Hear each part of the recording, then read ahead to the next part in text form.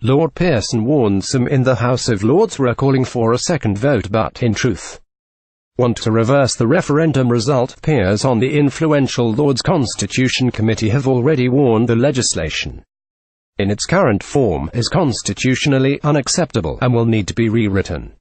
This has prompted fears amongst Brexiteers that pro-EU peers, who overwhelmingly occupy the House of Lords, will use their influence to soften Britain's divorce from Brussels. As the EU Withdrawal Bill starts its journey through the Lords, over 180 peers have requested to have their say on the proposed legislation. Parl. TV Getty Brexit News. Lord Pearson launches scathing attack on House of Lords colleagues. How dishonest is the position of those who now want Parliament to have a say in Brexit's outcome? Lord Pearson. Given his chance to speak, Lord Pearson said, "I end my point with how dishonest is the position of those who now want Parliament to have a say in Brexit's outcome but who in truth want to reverse the referendum's result. Could I remind them, Lords, that they stood affectionately by when some 20,000 EU laws have been imposed on this country since 1973, without the Commons or your Lordship's House being able to do anything about them, so why do they now care if our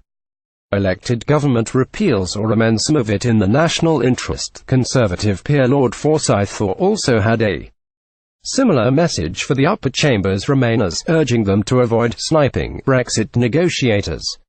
He said, "Does my honourable friend think it is to the British national interest to have people sniping from behind the scenes at our negotiators at this crucial time?" Lord Callanan, Minister of State in the Department for Exiting the EU, looked to ease his Tory colleagues' fears. Friday, December 8, 2017. Here is the 15-page Brexit deal in full. He said, "The noble Lord knows I admire greatly his contributions on these subjects, but maybe, perhaps, on this occasion, he's not quite correct. The normal process of parliamentary scrutiny is appropriate and we as ministers welcome the opportunity. Come and account to your Lordship's House." Lord Newby, the leader of the Liberal Democrats in the Lords, said the bill exhibits the arrogance and incompetence of the government in equal measure. He did, however, also confirm the Lib Dems had no intention of derailing the bill or unnecessarily spinning out debate.